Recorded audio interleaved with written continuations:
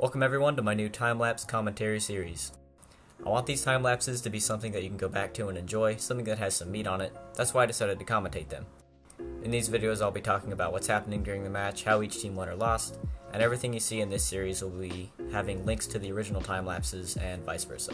So with that, let's get started.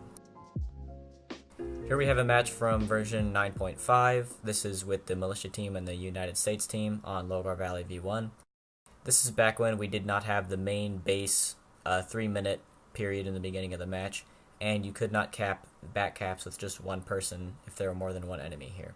So you will see that the Militia team rushes North Residence, and the Americans actually have one person in the cap, but it doesn't matter because this is the version where that didn't matter. You had to have a whole squad, or at least more than the enemy, to take your back cap. So I do have this video muted because the endgame banter is pretty loud, but video doesn't really have audio anyway, except for the endgame banter. So right off the bat here, we can see that the Militia team gets to North DC faster because they have techies, and they're going to rush to North Residence pretty fast as well, and their other techie here. We have both teams going to get their back caps, which is good. The Militia already have a fob up in the middle of the city here. Getting a fob up anywhere in the city on this map is pretty beneficial, because it's honestly, this is a really small radius. This is a 300 meter kind of zone you need to be in, so you want it on the objective if you can, but anywhere near here is good because these two objectives aren't very far anyways. We have the whole Squad 3 of Militia holding North Res. They're doing a good job killing the enemy Vix with that SPG and that mine down here. We also have Squad 4, our Militia team, that is rushing down to this part of the map where the Americans like to super fob. It doesn't look like they have a full 9 people, which is pretty good. Anytime I do mortars or vehicle squads, I always lock my squad to like 4 or 5 people max, so it looks like Squad 4 recognized this, and this is what they're doing. Now, the Americans do not have any team spawn point or habs up, so they have to run from main. That's something that is going to benefit this game. Benefit the Militia team in this game is that the Americans aren't spawning near them and pushing them immediately. We have some combat here at South DC. The Americans actually leave the cap here, and the Militia run from their other fob back down here. The Militia team will end up capping this, and the Americans will end up capping this. The Militia got their fob taken out here, or their hab taken out here. Now we do have a nice placed hab and fob here, so if the Militia team did end up taking this hab, their radio is way back here, so they wouldn't lose the radio or have trouble spawning and defending this because of the timer. So that's some strategic placement here that I like from the American team. So at this point in the match, we have a lot of combat down on South DC that doesn't need to happen anymore. Both of these teams, or both sides of the match on both of these teams, need to be getting up north anyways. South DC isn't a defense flag or an attack flag for anybody here, so it's kind of a race to see who will get up to the northern caps faster in terms of all these people down here. Squad 3 still does keep attacking North Res because they took North DC. The Americans are now placing a fob down here. Like I said, anywhere in this city that you can get a fob is a good spot because the caps are so close. Ideally, if you can get it in the flag, that's better, which is what the Americans did. It's pretty much in the flag here. And we have quite a few Americans pushing into North DC, and they take out the Militia hab. North DC goes neutral, and North Residence goes neutral. So this is what is called a double neutral if you are unfamiliar. This basically means that the Militia team, if they want to take North Res, has to retake North DC, and then they can push to North Res. Same thing for the Americans with North Res. They have to take this back if they want to push up to here. So both teams are in the boat where they have to defend something and attack something at the same time if they want to get further in on the map. Just want to point out the tickets. It is not super brutal. We got about a 50 ticket lead here, 40 ticket lead. by the militia team, so not too bad. It's still a pretty close game.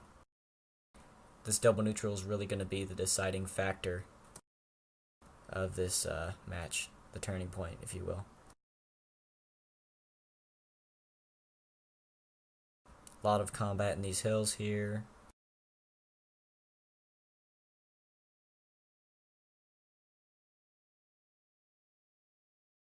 We had a squad come here real quick and then get killed.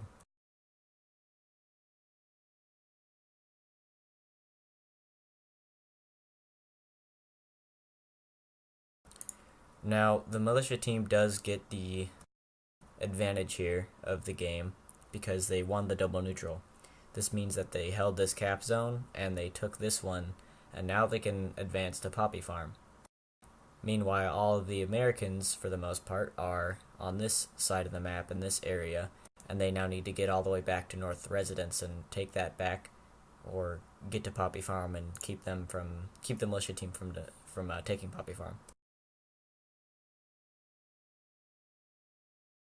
This gives the militia team a lot of momentum in the match since the Americans are all back here. So if you hear anyone mention momentum, that's what they're referring to. Now the militia team takes Poppy Farm and the Americans are down to 180 tickets. Now, in almost no time at all, the militia team went from a 40 ticket lead to a, 180 something ticket lead. That's because of all this momentum they got taking these two flags. It got them a lot of tickets, or it lost the Americans a lot of tickets. The militia team takes down this American fob really fast. They heard the Logi pulling up, or saw it, and then took that down. The American team does take this fob here from the militia team, which will cost them a few tickets, and they know that. Plus, if the militia team has to defend this in the future, they now do not have a fob to defend it. Now we have a lot of Americans pushing back to Poppy Farm. The militia team is unable to get a HAB back up, so they're going to end up losing Poppy Farm and then respawning elsewhere on the map. We have a squad here pushing their main that will have to fall back pretty soon since they took Poppy Farm. Now we have an absolute horde of Americans headed over to North Residence because, well, there's not really much resistance to kill them, and they just took Poppy Farm, so they know where they need to go. However, the Americans do only have 20 tickets left, and the militia have 240, so this just goes to show what momentum can do once you take your enemy's half of the double neutral and can get on the next flag very quickly.